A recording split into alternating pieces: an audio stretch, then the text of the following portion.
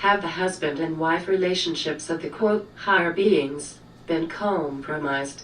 Have those created to be together by the one parted ways because they reject their duties? If so, on which side of this rift do you reside? Is your God the self-existent one? Again, there is confusion about higher beings and the souls in bodies, be it bloodline or not. Higher beings and souls are different entities. Higher beings do not enter bodies in this era, which lasted longer than you think. They are incorporeal, do not experience this world like we do. Souls are corporeal. We are in this material, physical plane and experience its low frequencies as reality, although we may float above it and experience the higher realm too. I should talk about this briefly. You are not in the body but encompass and envelop it while being present in another invisible body which consists of similar elements to the soul, which is you. Yet this invisible body is entangled with the physical plane. This is very important for you to understand, and connects with the visible body through energies transmitted by the invisible body to the brains, heart and areas in that spine. Hence we, as souls, may control the body and its functions, making us experience this realm.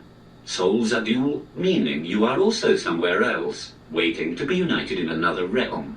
Some bloodlines refuse their duties just like non-bloodlines do, suffering the consequences connected to it. Many bloodlines do not know either. The quote, rift, is not where you think it is on a personal level, meaning me and you too. I am from a minority within the faction which is getting smaller. I explained why the word quote, God, is not used for its traps in the meaning. The one is self-existent, pure, good and indeed the one who creates the good. Insider. Are you saying here that the quote, old ways were based on truth and were correct? Should we seek the old ways and follow them? Is being in harmony with the quote, mother, something we should seek? Is the Divine One more interested in our hearts or our minds? Which is stronger? Were the teachings of Jesus regarding love a message that we should pay attention to? Are we stronger than you as a collective? Are we imprisoned here because of our quote, sinful nature or because of our lack of understanding? The first appearances of knowledge are closer to the truth than the latter ones. Think of the ripple created in a pond when throwing something in it. The further the waves get from the core, the weaker they are, finally stopping. 4,000 years ago is relatively young in this era. Wrong translations, wrong interpretations and additions, deletions will mislead you. Therefore search for the mind of the universe which will enable you to pick out the truths and later on directly pass it through. Being in harmony with everything the divine law is providing us with, which were designed to realize our return without interpreting it in human terms. The divine one is, there is no quote, interested, quote, wanting, etc. Although its emanations, manifestations, characteristics may act according to the one. We do not have a mind. We may interact with the mind which may allow us to become one with it. To have something is owning it. Owning means mastering it or having it under your control at the least. We do not master the mind, neither do we control it. Most confuse using intelligence with having a mind, while using the intelligence is merely an operation granted to us by the mind. A soul does have different essences. It consists out of certain, quote, parts covers. Although it is one being. One of them could be called the heart, that which connects to the spring of life which keeps us alive, provided by the one through its emanations. All essences are as important. Listen to this slowly. Love, it is not to be understood in human terms, that is the corrupt version. The teachings of the real Christ are not the teachings of Jesus of Nazareth, although the latter adopted many from the former. I remember I would not mention it again, but this context needs it. The Christ has a different name, but I will use this term because that is what people are familiar with. The message was there since the real Christ revealed itself in another era than ours. Jesus of Nazareth was part of our era. There is a difference in the way it is being spread in Christianity, and it is corrupt.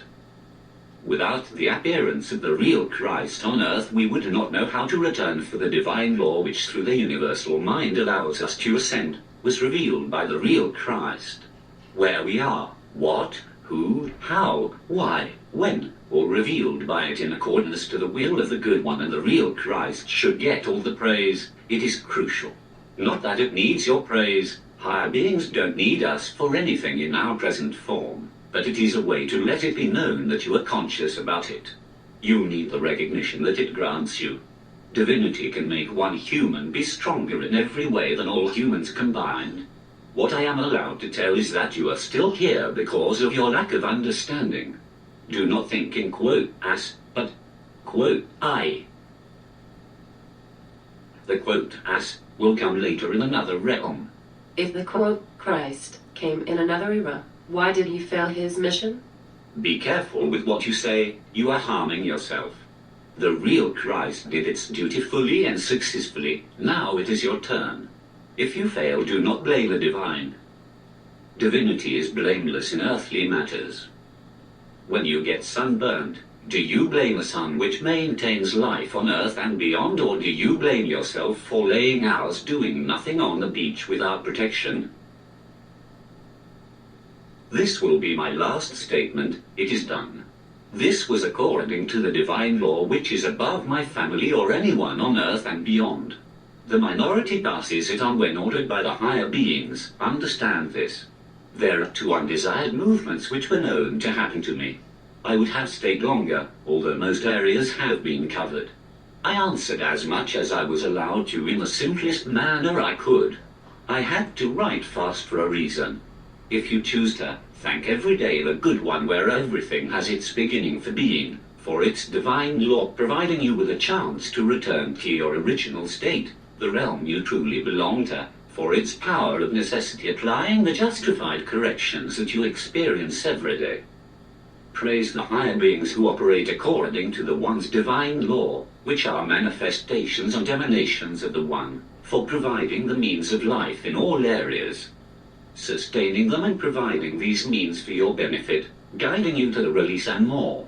When addressing divinity, be careful to articulate well, do not demand, tell, beg, order, suggest, ask, which are abhorrences, just state and do your duty. Understand the questions I raised by answering you, I said more than you heard. Pass it on. Return.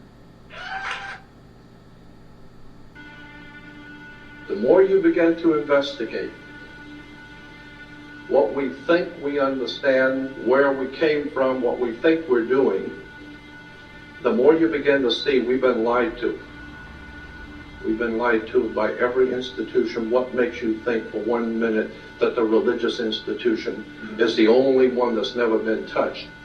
The religious institutions of this world are at the bottom of the dirt.